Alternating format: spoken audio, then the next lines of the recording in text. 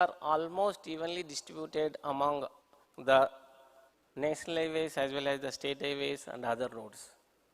Now we will come how the vehicle kilometers are linked to the number of crashes. The right side one is the vehicle kilometers travel in the respective state. The left side one is the road crashes, as you all well known. So we can see here the total number of kilometers traveled is directly proportional to the number of accidents, whether irrespective of whether the state is geographically big or small. So that is the finding. If we can see the top 5 states which are having the highest number of vehicle kilometers, which also reflecting in the total number of crashes. Let us see the road design and the road engineering elements. What are the elements, what are the issues? So there are cross-sectional elements, then provision of service roads and connectivity, crossing facilities, junctions and interchanges, crash barrier measures and its replacement, roadside amenities, lighting facilities and traffic control devices. So due to time constraint, I am not detailing each. I will take few, then we will see here. You can see in this picture the improper design elements. We can see here the cross drainage is, the drainage is provided in the median, and also there is a LHS and RHS are elevated. There is no safety provisions. So this is very vulnerable to the road accidents. Already we can see here one vehicle got toppled. We are seeing here forgiving roadside. So unless we provide, whether it is expressway or whether it is a highways, we have to think of the recovery area, clear zone and cross section areas, how it is placed on the ground. Though it is there in the guidelines, but in the implementation, very hard to see. We have, if we travel, we can see where is the recovery area, where is the clear zone area. We could not able to identify when the accident got, where it will go. So this is the clear zone area, one of the nicely road developed, which clear zone area is clear of all the obstacles. So yeah, the recent accidents we can see, of course, there is a human error, but for a human error, we should not give a punishment, death punishment. This is the first slide, first picture, just the vehicle is traveling at high speed, no doubt, and hit the median. And after that, there is a fixed objects, then got one person death. So this is very unfortunate incident. So we are learning from each problem and each death. That should not happen. In Yamuna Expressway, earlier the bus fall into the underpass. Then we started connecting to the parapets. Here the parapet hit and person death is occurred here. This is one of the clear zone concept, nicely made in Indian roads. Then come to the service road facility. There are many highways where the service road facility is not provided. A lot of accidents have occurred. Some of the highways they provided with a service road facility, and there are many problems where the service road connected to at the intersections, many turning moments as well as the accidents. Then horizontal and vertical curves. So just we have seen only the blacktop roads, but no proper signs. In this presentation, I also refer to all the expressways to national highways and also state highways to MDRs. We can see some of the state highways and MDRs. While construction widening, there is no profile correction, just as it is go for widening. As a result, you will find very steep vertical curves, lot of accidents, nobody see each other. These are the some prevailing conditions. Though there are clear-cut design elements were there, some of the speed control devices where the transitional speed limits also play a very important role. In addition to the overhead speed signs, We should also go for the speed markings on the roads. Some of the traffic control devices in the two-lane roads, in the earlier presentation, it was told no edge mark. Here, we can see wherever the edge mark is there, you will not find the center line marking. Wherever the center line marking is there, then you will not find the edge marking. And many roads do not have the marking at all. This is the reality. We should come out of this. Safety barriers. Mostly 90% of the who are attending know how the safety barriers should be placed, what is the setback distance, and how it is placed from the face of the median. Still, these are the practice. Just see what is the setback distance. Are we following standards? We can see what is the shyness and also the face of the crash barrier. What is the purpose of crash barrier between there is a gap between the crash barrier and the parapet. So these are the issues which are there throughout India, either at state highways and MDRs or the national, some of the national highways also. These are the fixed objects which are prone to the accidents. How the crash barrier in treatment. There are some roller-based crash barrier is also implemented. Some of the roads. This is near to Chennai, but it has its own impact, its own disadvantages. Then the barriers. We can see here, as Bahadurji told, the human is also plays one important role. Though we can have a pedestrian guardrails to control the cross movement, how the people are jumping. Some of the traffic attenuators, but every road have their own way. Nobody is evaluated, whether it's a crash barriers or traffic attenuators. Then the roadside elements in terms of embankments, we should give a flattened slope which having 5 to 1 greater, so that if the vehicle is got run off, it can recoverable. So these are some parallel drains.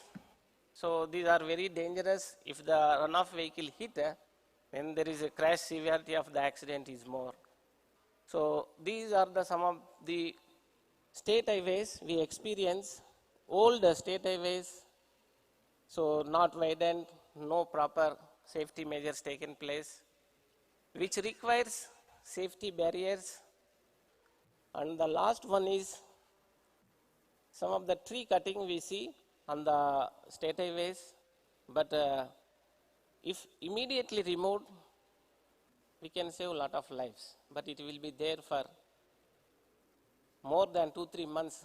These are become accident locations. In conclusion, implementation of design standards on the ground, though we have design standards, but implementation, transfer to the ground should require the attention, and the design elements issues vary from the high-speed network to state highways to MDR to ODR, depending upon the access function as well as its need. Road safety should be top-to-down approach. So the road owning agency, who is at the top, should be sensitized, then only things will happen on the ground. Each stage findings very important, which play a very important role in executing the project, and it's very important for the life cycle cost. Already the chairman told, independent auditors is already engaged, but the audit findings very hardly see on the ground. The road safety shall be conducted about, audit should be conducted about 5 to 7 years duration during the O&M, and the ranking of the projects based on the safety performance of project road is important. Further, concessionaire IE shall be given due marking weightage during the bidding process for the future projects based on their performance of the project. Thank you.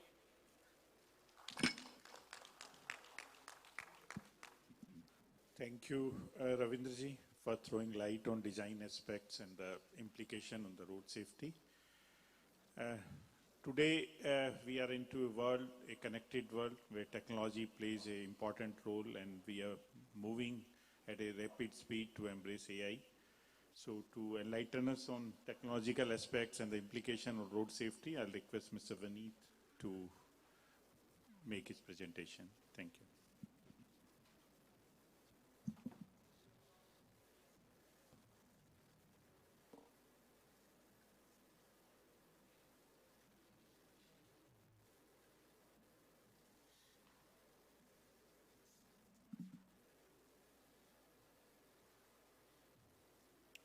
Good evening, everyone.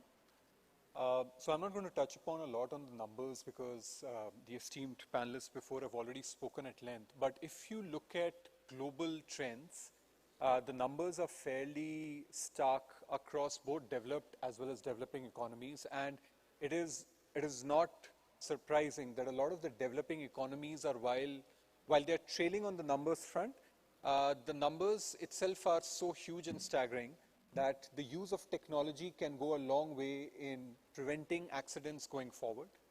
While we have touched upon till now the technical aspects of road design and infrastructure, I think one important element that Manojji mentioned is how do we overlay digital technology onto that?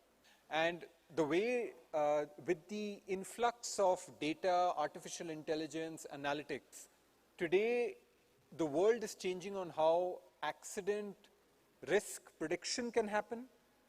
The moment an incident takes place, how do you respond to it, how do you classify it, and how do you respond to it?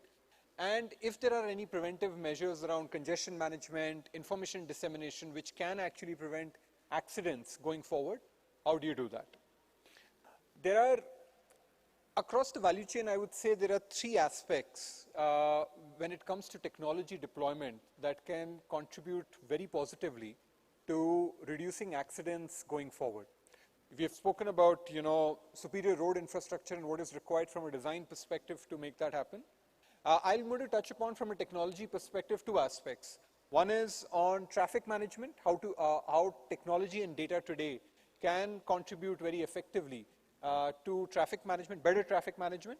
And then once we have actually collected the data for an incident that happens on the ground, how do you orchestrate a system which can respond to accidents faster and can ensure that help reaches the victim or people involved in the accident very, very fast? I'm going to focus on the last two chevrons here, primarily on from a technology perspective. Real-time monitoring of traffic and a backend system actually analyzing the data from a speed perspective, congestion perspective, and then providing lead indicators to users of the road is something that can actually benefit and prevent accidents quite a bit. The way traffic signal systems are being designed now globally, they are taking into account live data to adjust traffic signals and traffic movement to ensure that accidents and congestion can be brought down significantly. The other thing is that once data is getting collected from cameras into a central command and control center across the board, how do you dispatch an incident response team to the site in a time duration is very important. When Manojji had started the discussion, he had mentioned that as part of Viksit Bharat, one of the aims is to actually get response to a victim or a person involved in an accident less than 10 minutes. Now that can only happen if a lot of data processing is happening in the background, and then the system can trigger a response to the first response team in seconds so that help can reach in the required time. If we were to classify technology that is being used today, we are right now seeing an influx of column number one, which is infrastructure-based technology. So the use of cameras, LED tactile pavings, and cameras equipped with AI monitoring systems, that is the kind of technology that is getting deployed at scale and rapidly across multiple geographies. What we are going to see very soon in the years to come is actually column number 2 and column number 3. What is happening is that as OEMs and as vehicles are getting equipped with more and more processing power, you would have heard, in various cars that are coming out now, there is actual processing power inside the car, and these cars can speak to each other, which is also from a vehicle-to-vehicle communication perspective. As auto technology improves, the vehicle-to-vehicle communication, intelligent speed assist, other kinds of features like detecting if the person who sat in the car has consumed alcohol or not, and automatically the car has a speed regulation system built into it. All those analytics are now going to come up in the years to come from an OEM side. And when we combine vehicle-to-vehicle communication technology with classical infrastructure that is going live, we will have something what is called cooperative systems. Cooperative systems is where data that is transmitted from the vehicle and data that is collected by static infrastructure like cameras and other monitoring systems on the route talk to each other and then come up in the back end with suggestions with monitoring system for the vehicle to either slow down the car automatically through ADAS features early on in if they were to approach a black spot data that was fed in. That is what is called a cooperative system. Some of the developed countries, and I'm taking the example of the United States here, and some of the states in the United States are beginning to use artificial intelligence very, very actively when it comes to accident prevention.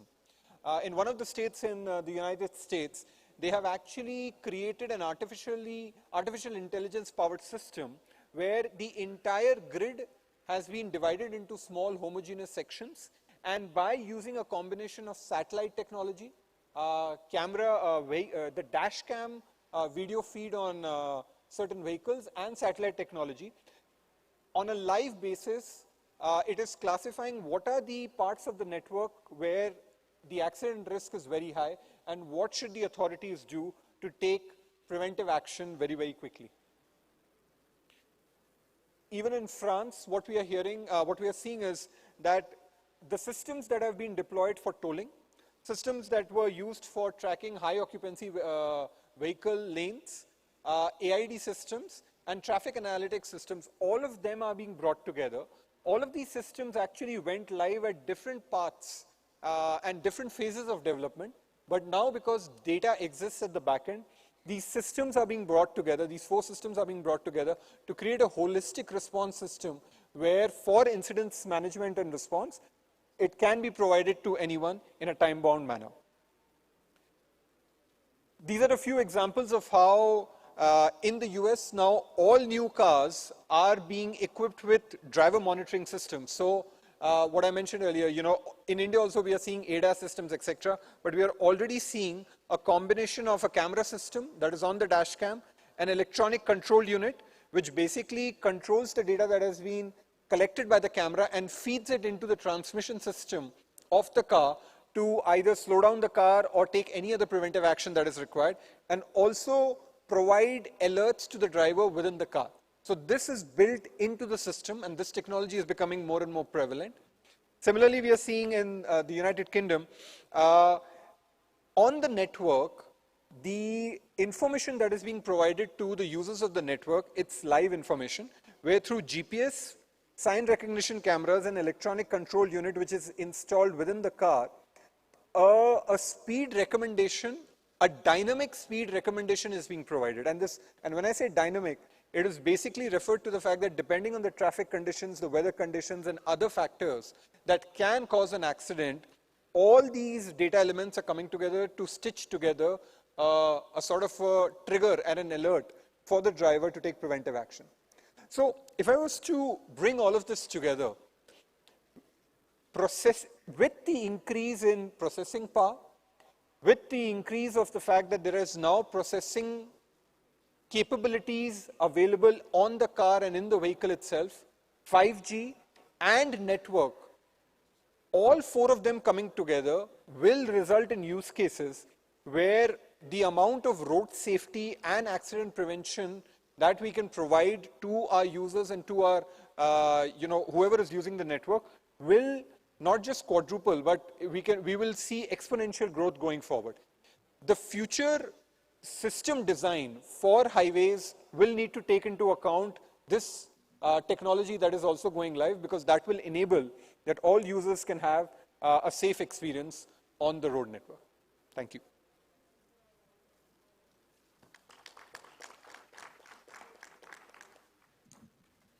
Thank you, Vineet, for educating us on exciting technologies which are on the way. And, the audience here is mostly civil engineers. And I think you have changed the flavor and brought in a new perspective, and most of us would benefit by that. Thank you for that. And we do have some time, and we can take some questions. And, before Secretary Saab arrives and gives his address. So, questions are welcome. I think, how are we taking the questions? One can raise hand, and then someone can go and give you mic. And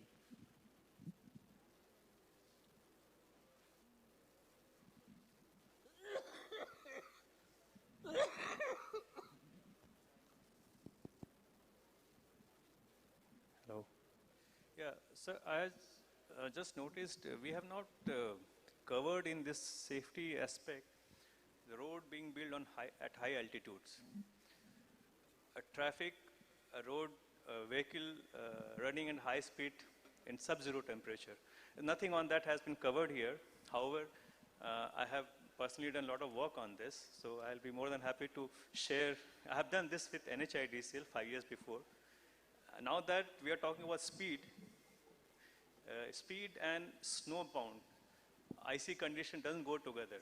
So either all the roads what we are building in high altitude will not serve the purpose. So we should work on that. That's my request to the... yeah, thank you. We know you have been working in J&K for quite some time and doing some excellent work. But paucity of time, that's why we could not cover that. But definitely we'll have an opportunity wherein we'd like everyone to know about the work which is being done on high altitude. Thank you. Hello.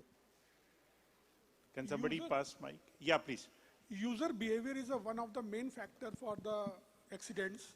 Do we have any plan to introduce road safety in the school curriculum? And another question is, like credit rating, can we have a company company safety rating for disbursement of loan, etc.? As far as school education is concerned, the road safety is now being included in the new curriculum which is coming up. NCERT is revising the document, and we are introducing road safety education in the curriculum. So the children who study in schools will be studying also road safety.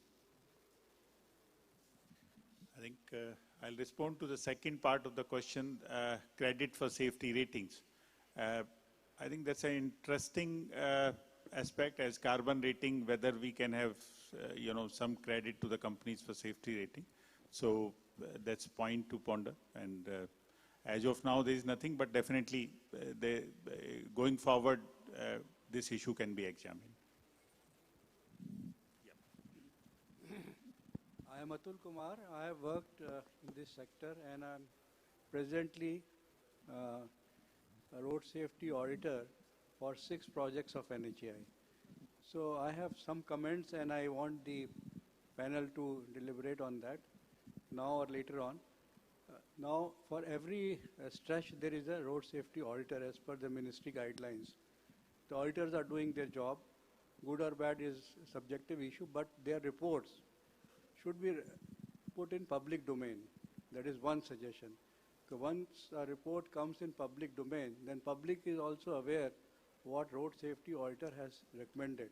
Many times, good reports are there but not implemented, or reports are not so good but needs correction. So after review, the reports can be put in some part or some extract in the public domain. Secondly, the peer review of the reports. So reports are being prepared for each stretch, they should be periodically reviewed by the experts about the quality of the reports and their implementation. How much got implemented, how much still to be implemented, and what are the corrections required. And on the vehicle side, so what is happening on the connected vehicles in India? In the Western world, the vehicles are connected together, and that saves a lot of lives. So I like the BCG expert to say something on that. Thank you. Vineet, you can respond to the third part. Yeah. So, Sir, may I? I am R.K. Jain. Yeah, Jain sir, he's responding to the question and then we'll take your question. Sorry, sir. So Atulji, on vehicle-to-vehicle technology, it is still evolving in India. A lot of the OEMs are beginning to look into it. Some OEMs are, of course, in much more advanced stages. I think one of the most important aspects of vehicle-to-vehicle technology is also the proliferation of 5G and edge computing. Because for data to be transmitted from a high-speed vehicle on the move to another vehicle, there needs to be a base infrastructure which can enable this communication transfer. Edge computing, as you know, we introduced 5G in the country a couple of years ago, but as edge computing becomes more and more prevalent and it enables transmission of data, you will see a lot of that technology even happening here. Thank you, Vineet. And there were two more questions. One is putting up the reports in public domain. I think in principally, this should not be an issue because the transparency, anyway, the government is moving towards that. So that point is noted. And the other part is a review of the report. See, these days, a lot of functions of the governments are already outsourced. And it is for the departments to build their capabilities to review the work which is being done. And at DPR stage, we have a peer review, and if the DPR stage any safety audit is there, that should include that. And there are already a number of mechanisms where we have independent or authority engineers and then the various audits. So I think separate further peer review of a safety report will further dilute the responsibility of the stakeholders. But definitely there is enough merit for putting up the reports in the public domain. So that suggestion is noted. Yeah, thank you. Yeah. May I, sir? Jain साहब, just बहादुर साहब respond कर रहे हैं, फिर आप.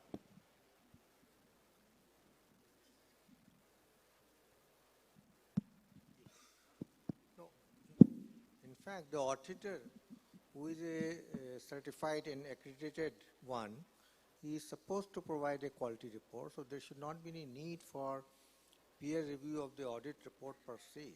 But the other point is quite okay, that there should be a public domain should be brought in.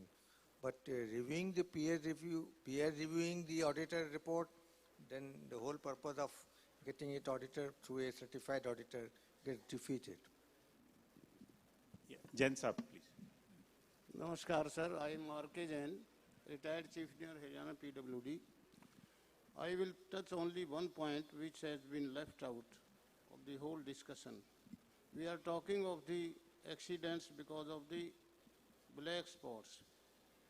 We have left out the accidents which are happening and will be happening on the white spots. Now, what are those white spots? Plain roads, proper visibility, everything okay. But I'm talking of complete, but there is no skid. The roads which were built 10, 15 years ago, if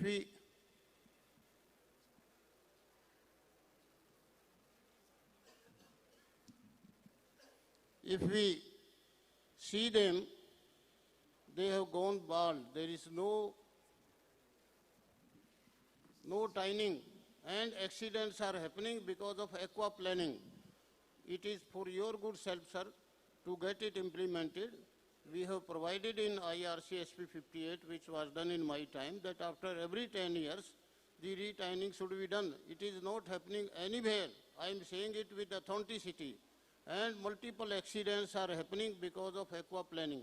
Kindly get it implemented, the codal provisions. Thank you.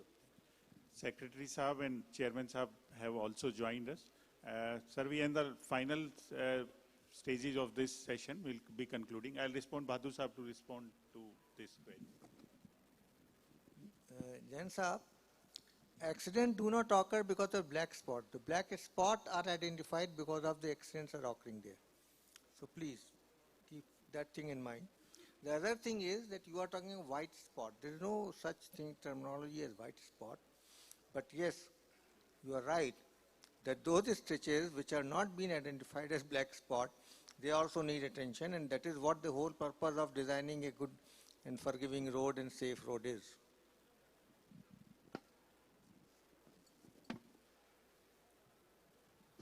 Yeah, you rightly told hydroplanning.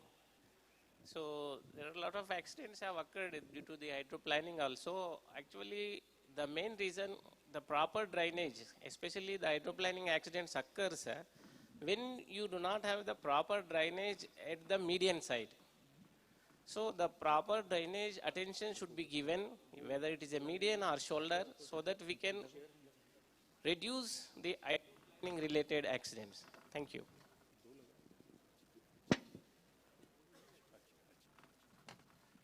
Any more questions? We can conclude this session. Sir, in this session, we had fruitful discussions on various aspects of the road safety. Bahadur Saab gave insight into what is going wrong in highway sector, where we are doing mistakes. It's steps as simple as fixing a crash barrier. We have not been able to do it correctly. The issues with the signboards, challenges in accident data reporting. Then Shri Kapila threw a light on 5 E's of road safety, and at the policy level, how various organizations are working to educate people and to formulate policies across the sectors. Mr. Ravinder gave a lot of insights into design aspects and the issues involved in designs of highway projects. Mr. Vineet gave insight in technological aspects and how we can make use of technology in reducing the accidents on our highway network, and how AI is going to impact our highway operations and constructions. To conclude this, for the benefit of the audience, the government is working on most of the issues which have been identified as by the panelists or the questions which were raised by the audience. Already, ministry is thinking of formulating a policy wherein whenever a project is approved, as we have parameters for riding quality, there can be a parameter in terms of, what are the number of the accidents when a project is being sanctioned and how it's going to behave after a road is completed, so that there is a certain accountability is brought into the system, in the systems of the audit, in the systems of the construction, and how the money is going to be invested in the on the highways. Besides this, on technological aspects, already as in my presentation, I brought out the Vision 2047 as we move forwards for being a developed nation. Our target is to be the best in the world in terms of the number of the accidents we have and in terms of the use of technology on our highway network. Thank you. Thank you very much. With this, I'll invite Secretary Sir to come on dais and give his address to the audience. Ladies and gentlemen, please join me in extending a very warm and hearty applause to Shri Anurag Jain, Secretary, Ministry of Road Transport and Highways.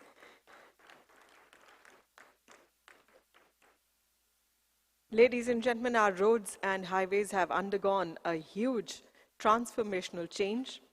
Needless to say that a strong road network and a strong highways network means a more advanced and secular and strong India. And as we progress, the whole world is looking to us for leadership and our nuggets on how to make progress inclusive for everyone.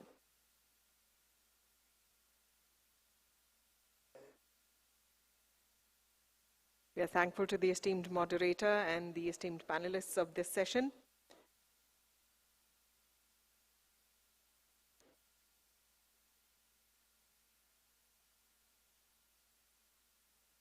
May I take the pleasure of requesting Shri Anurag Jain, Secretary, Ministry of Road Transport and Highways, Government of India, to please join us on stage and address the August gathering.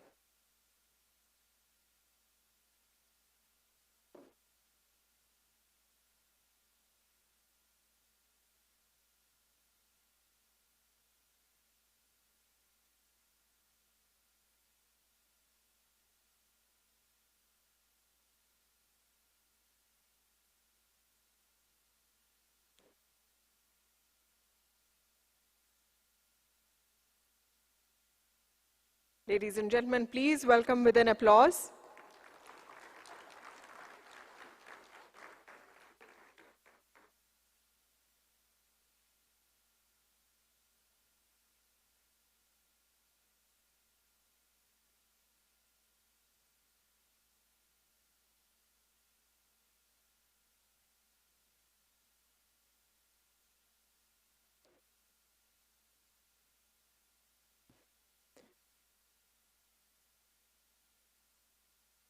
We warmly welcome on to the dais Chairman NHAI. A very warm welcome to you, sir. And a warm and hearty welcome once again to Shri Anurag Jain, Secretary, Ministry of Road Transport and Highways. We would like to share with you all that we have had 3 panel discussions since morning. They were all very stimulating discussions, sir, and everybody enjoyed being a part of those discussions. May I request you to kindly address the August gathering and please share your vision and your encouraging words with all of us. We are very keen to hear from you. So ladies and gentlemen, please join me in welcoming Shri Anurag Jain, Secretary, Ministry of Road Transport and Highways, as I request him to address the August gathering.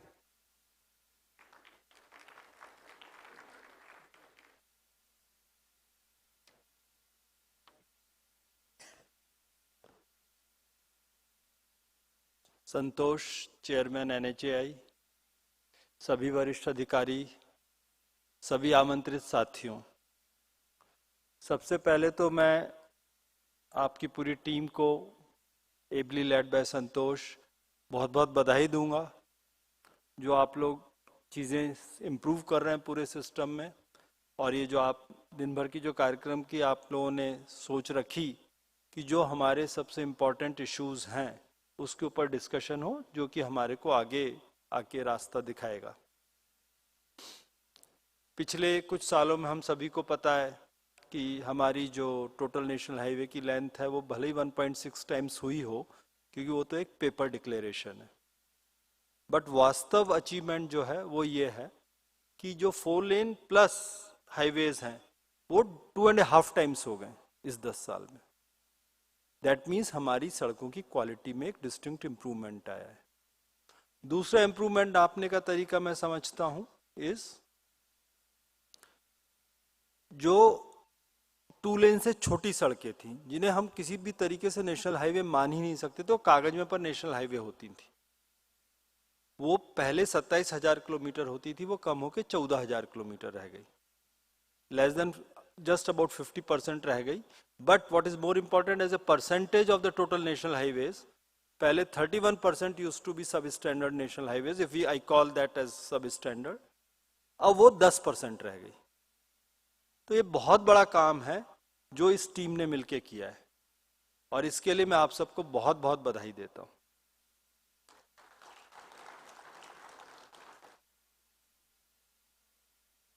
आप सब लोगों ने सुना होगा, प्रधानमंत्री जी ने vision 2047 रखा है कि भारत एक डेवलप्ड कंट्री होगा।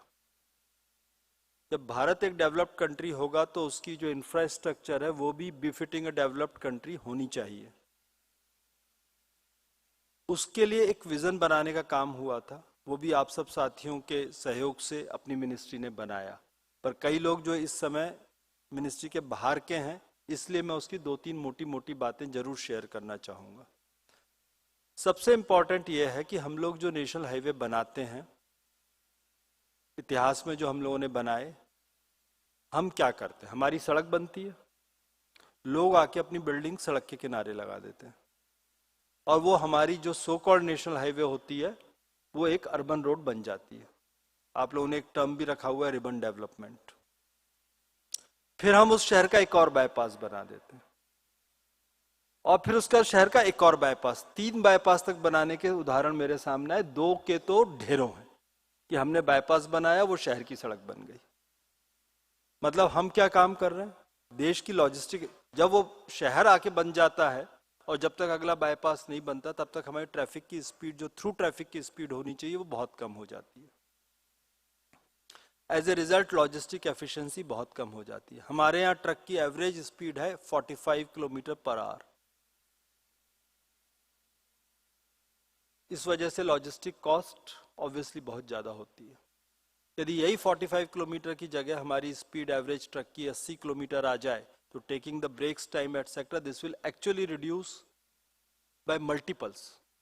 यदि जहां पहुंचने को 2 दिन लगता है वहां पहुंचने को 1 दिन लगे तो ट्रक का भाड़ा 1 दिन कम हुआ, मैन पावर की कॉस्ट 1 दिन कम हुई और डीजल की कॉस्ट कम हुई। डीजल की कॉस्ट की मैं अभी आपको बात बताता हूं। जो सड़कें आप लोगों ने अच्छी एक्सेस कंट्रोल बनाई अभी रिसेंटली, एक स्टडी कराई गई, डीजल की सेविंग आप लोग सोच सकते हो कितनी हुई होगी जो इन्वॉल्व रहे हैं उस स्टडी में। उसके अलावा एनीबडी हैज अ गैस?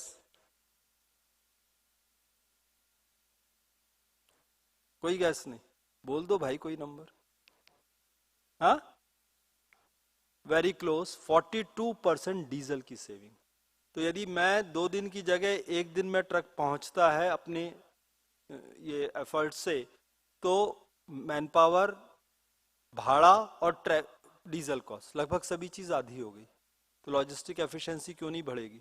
जो हम लोग एक ड्रीम लेके चले थे कि लॉजिस्टिक कॉस्ट को 14% से 8% करना, क्यों नहीं होगा? इसके लिए जरूरी क्या है कि हमारी सड़कें जो बने, high speed corridor, access control roads बने, जिससे शहर बाद पास में आ भी जाए तो हमारे ट्रैफिक की स्पीड कम ना हो। शहर पास आएगा अच्छी बात है, but they should all be serve through the service lane. तो विजन में जो किया गया है कि आगे बढ़ा के एक ग्रिड बनाई गई है, आप ही सब साथियों ने बनाया है, कि हम शायद 2037-38 तक जो 2047 विजन के लिए इंफ्रास्ट्रक्चर चाहिए डेवलप्ड कंट्री की, उसको पूरा कर लें। उसमें हमारी ये एक्सेस कंट्रोल्ड हाईवेज या हाई स्पीड कॉरिडोर की बात करें तो 50,000 किलोमीटर होगी, जो आज केवल 4,000 किलोमीटर है। ये एक बहुत बड़ा चैलेंज है। इसकी डिजाइन, इसका इम्प्लीमेंटेशन, इसमें यदि क्वालिटी खराब हो गई तो ये विजन भी खराब हो जाएगा। तो that is where will come to the DPR part. तो डीपीआर की जो बात चल रही है आज, जो सबसे पहला टॉपिक था, ये डीपीआर की क्वालिटी और क्वालिटी ऑफ इम्प्लीमेंटेशन। ये सब बहुत हाई वैल्यू प्रोजेक्ट्स, इनमें हम कदापि वो रिस्क नहीं ले सकते कि कुछ गलत बने, सब स्टैंडर्ड बने। ये बहुत जरूरी है कि quality of DPR has to be A1। तो डीपीआर की क्वालिटी में अभी तो क्या होता है, आई डोंट नो, आप ही लोगों के साथ सुने हुए हैं कि भाई वो डीपीआर में लोग केवल कॉस्ट कटिंग करके कुछ भी रेट पे पैसे ले लेते हैं और फिर उसके बाद फील्ड विजिट तक नहीं करते, गूगल मैप से प्रोजेक्ट बना के दे देते हैं। हम देश के साथ कितना बड़ा अन्याय करेंगे। हालांकि एक कमेटी है जो इस पे काम कर रही है कि इवैल्यूएशन को कैसे ठीक किया जाए, कैसे जिन कंपनीज का ट्रैक रिकॉर्ड खराब है वो कंपनीज को टेक्निकल इवैल्यूएशन में नंबर कम मिले, उसका एक पूरा सिस्टम ईजाद हो रहा है। यदि आपके बनाए डीपीआर में COSS करने की जरूरत पड़ी फॉर अ मैटर जो उस दिन एग्जिस्ट करता था जिस दिन डीपीआर बनी थी, तो आपके नेगेटिव पॉइंट्स होंगे। इसको पिछले कुछ दिनों से चालू कर दिया गया सिस्टम में कि आप लोगों को शो कॉज नोटिस मिल जाते होंगे जो डीपीआर कंसल्टेंट्स हैं, और उसके बाद एक्सप्लेनेशन लेके जो एक प्रॉपर सिस्टम के थ्रू आपकी सुनवाई करने के बाद यदि नेगेटिव कोई डिसीजन होता है किसी चीज में कि कोई पेनल्टी लगती है, कुछ करते हैं, ब्लैकलिस्ट करते हैं, वो चीज कुछ समय तक के लिए कैरी आउट होनी चाहिए जब तक, तो उसका इम्पैक्ट आपके आगे आने वाले टेक्निकल इवैल्यूएशन में पड़ेगा। But on the other hand हम नेगेटिव बात नहीं करना चाहते। हम लोग सब मिलके क्यों नहीं तय कर सकते कि हम जो प्रोजेक्ट बनाएंगे वास्तव में बेस्ट पॉसिबल प्रोजेक्ट बनाएंगे। एक्चुअल में जो अल्टरनेटिव अलाइनमेंट्स हैं उसको स्टडी करेंगे, बेनिफिट कॉस्ट रेशियोज देखेंगे। हम लोग के एसएफसी में आने के बाद ये बात कई बार आती है कि भाई सड़क को ऐसा नहीं, ऐसा क्यों नहीं बना लेते। अब बाद में स्टडी करने के बाद आते हैं हाँ साहब ये बेटर सॉल्यूशन है। हम लोग अंगूठा छाप आदमी, मैं कहता हूँ मैं तो सिविल इंजीनियर हूं नहीं। जो लोग पूरा डिजाइन करके लाते हैं, अभी एक कहीं समस्या आ गई थी, ऐसे ढेरों उदाहरण होंगे, जस्ट एक उदाहरण के लिए मैं बताऊं, हमारे जो कहीं डिफेंस से आपत्ति आई कि जो आप लोग सड़क बना रहे हो गलत बना रहे हो, उससे हमारा ये देश का एक स्ट्रेटेजिक इशू है, उसमें परेशानी आने वाली है। हमने डीपीआर अपने जो ऑफिसर्स थे सबको बुलाया, बोले साहब इससे बेहतर कुछ नहीं हो सकता, हमने ये ऐसा बनाया है।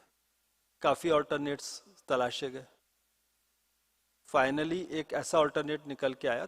मेरे साथ ही करीब आधा पौने घंटे हमने कहा ऐसा क्यों नहीं कर लेते, it's just a question of brain storming and let your creative imagination run wild. तो वो ये बात थी कि उनको एक सड़क ऐसे ले जानी थी और एक सड़क ऐसे ले जानी थी, अंदर वाली सड़क को उतारना था, तो इसको क्रॉस करने में दिक्कत हो रही। मैंने ट्रैफिक को पहले से पीछे से बदल दो। बोले नहीं साहब उसको अंदर ही आना है। मैंने कहां से अंदर आने, किसी स्टार्टिंग पॉइंट तक चलते हैं। 3 किलोमीटर पीछे जा रहे थे, वहां पे एक वो सिस्टम बना के इंटरचेंज कर दिया, पूरी प्रॉब्लम खत्म हो गई। सारी चीज जो डिफेंस की रिक्वायरमेंट थी, जो देश की स्ट्रेटेजिक रिक्वायरमेंट थी, ठीक हो गई। मेरा सिर्फ ये कहना है कि हम लोगों को प्रॉब्लम को इतनी सिंपल नहीं मानना चाहिए कि इसका कोई सॉल्यूशन नहीं। दुनिया में हर चीज करने से होती है, किसी चीज का बेस्ट ऑप्टिमल सॉल्यूशन आप सोचो कि हमने निकाल लिया, वो हो सकता है कि उससे अच्छी चीज कोई दूसरा आदमी निकाल के दे दे। तो हम लोगों को जो टारगेट है, जो हमारा ऑब्जेक्टिव है, वो फुलफिल करने के हिसाब से डीपीआर बनानी चाहिए। इसके लिए एक और बहुत जरूरी चीज है कि हमें हर हालत में उस सड़क का एक एक इंच चला होना चाहिए। जितने अच्छे इंजीनियर्स हैं, जिन्होंने अच्छे प्रोजेक्ट्स बनाए, जितने अच्छे डीपीआर कंसल्टेंट्स हैं, उन सबसे मेरी बात होती है। तो पहली चीज, उस सड़क का पूरा ट्रेवल खुद किए होते जो बनाता है, apart from what ever technology से। हमने ड्रोन भी देख लिया, हमने पीएम गति शक्ति मैप भी देख लिया। और दूसरी चीज, वहां के रहने वाले लोगों से बातचीत करनी होती। तीसरी चीज, जो आने वाले जो प्रोजेक्ट्स हैं उसके बारे में सोचना होता है, उससे कैसे इंटरलिंकेज होगा वो चीज सोचनी होगी। पीएम गति शक्ति बेसिकली इसी वजह से बनाई गई थी, ये सोच के बनाई गई थी कि हम लोग आपस में कैसे इंटरेक्ट करें। एटलीस्ट जो सरकारी प्रोजेक्ट्स हैं, वो सरकारी प्रोजेक्ट्स आपस में एक दूसरे से बातचीत करें, वो अपने साइलोज में ना रहें। एक बहुत ही मजेदार वाकया हुआ था कि एनएचएआई ने एक सड़क बना रहे थे। जब आगे वो कुछ पहुंचे तो रेलवे ने कहा ये जमीन तो हमारी है। एक ही प्रोजेक्ट के लिए एक ही पीस ऑफ लैंड एनएचएआई ने भी एक्वायर किया और रेलवे ने भी एक्वायर किया। Then we had to sit down and resolve the problem. ये चीजें कैसे होती है? क्योंकि हम लोग डिपार्टमेंटल साइलोज में काम करते हैं, हमें नहीं मालूम सामने वाला क्या काम कर रहा है। एंड इंसिडेंटली उस प्रोजेक्ट में 1 महीने के अंदर में दोनों ने अपना अपना गैजेट नोटिफिकेशन किया था। और उससे मजेदार बात यह है कि जो एसडीएम साहब थे वो तो सेम थे, दोनों ने ही वो आदेश साइन किया था। पर it is too much to ask कि भाई वो एसडीएम को ये याद रहे कि इस खसरा नंबर को मैंने करा हुआ है। बट फैक्ट इज कि हम लोग आपस में बातचीत नहीं कर, इसलिए एक इंटीग्रेटेड होलिस्टिक